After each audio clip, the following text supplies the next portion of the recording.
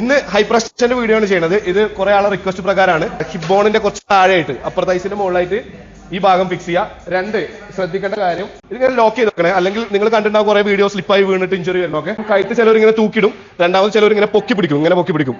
കഴുത്തും സ്പൈനിന്റെ ഭാഗമാണ് സർവൈക്കിൾ. അപ്പോൾ ഫുൾ ബോഡി ഒരേ ലൈനാണ്. ഇവിടെ ആർച്ച് ആവരുത്, ലോവർ ബാക്ക് ആർച്ച് ആവരുത്, ഇങ്ങനെ വളഞ്ഞു നിൽക്കരുത്, നേരെ ഒരേ ലൈനായിട്ട്.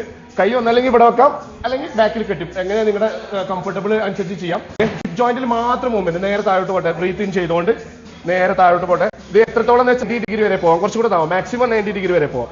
ഓക്കെ, ഇനി പൊങ്ങുമ്പോഴാണ് കുറെ ആൾക്കാർ കഴുത്ത് പൊക്കണം. കഴുത്ത് പൊക്കാതെ ഇത് ഒരേ ലൈനിൽ പിടിച്ചിട്ട് നേരെ ഈ ലൈനിൽ തന്നെ നിർത്തിയിട്ട് നേരെ, ഇത്ര മതി.